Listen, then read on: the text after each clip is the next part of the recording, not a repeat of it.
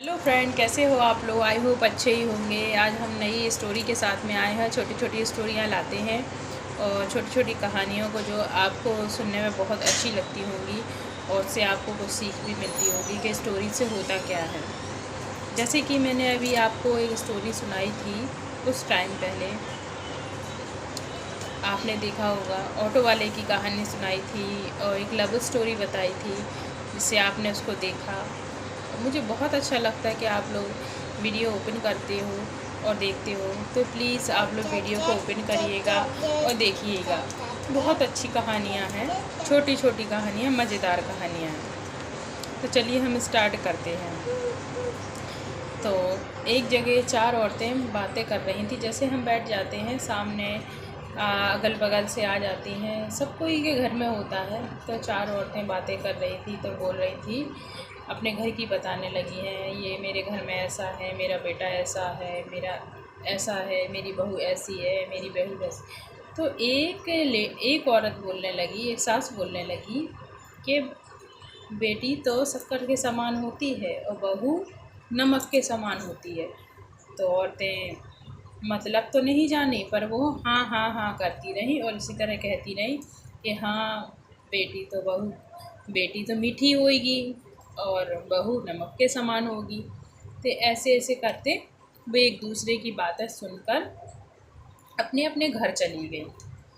तो वही बात जो उसकी सास ने बोली थी, उसकी बहू ने सुन ली थी। वो बात जो उसकी सास को पता नहीं था, उसने थोड़ी सी उसके कानों तक वो बात पहुंच गई थी। और वो जैसे ही बाहर निकल रही थी तो उसकी सास बोल रही थी, उस टाइम पे सास को पता नहीं था, तो वो बात उसने सुन ली थी। तो उसी दिन से उसकी बहू कैसी उदास रहने लगी। उसका किसी काम काज में मन नहीं लगता था कि मेरी सास ने ऐसी मुझसे ऐसा क्यों कहा है।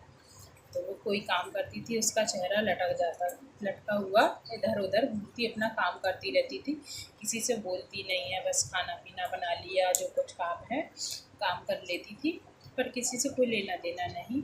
अपना खा लिया पी लिया। वो सोचती रहती थी, घंटों घंटों बैठी रहती थी इस तरह से घूम कर सोचती रहती थी। उसका हस्बैंड भी पूछती थी क्या हो गया, क्या नहीं हो गया, तुम इतने दिन से उदास हो, कोई बात हैगी कि बताओ। तो उसका हस्बैंड भी सुन के चुपचाप रह गया कि शायद पता नहीं कोई बात होगी तो बता नहीं रही, ठीक हो जाएगी, 4-5 दिन में ठीक हो जाएगी। तो एक दिन उसकी सास पूछने लगी, बहू क्या हो गया जो तुम इतनी उदास रहने लगी हो।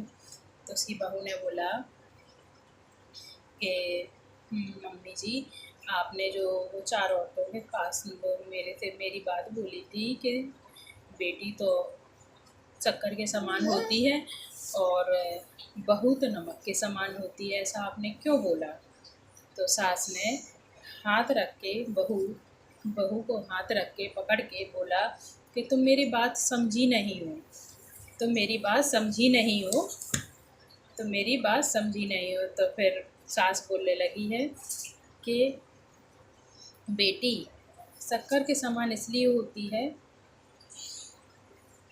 क्योंकि वो तो मीठी ही होगी, और बहू बहू नमक के समान इसलिए होती है जिसका कर्ज हम ज़िंदगी भर तक नहीं चुका सकते।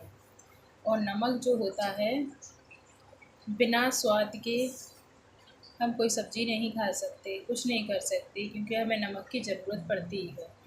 तो बहू इसीलिए नमक के समान है, जिसका हम कर्ज कभी नहीं चुका सकते। तो फ्रेंड, आप बताइए आपको स्टोरी कैसी लगी है। और छोटी सी स्टोरी है, नमक और चीनी का है मेल, पर इसमें भी है प्यार। और एक सास और बहू का, वो सास भी अच्छी थी और बहू भी अच्छी थी।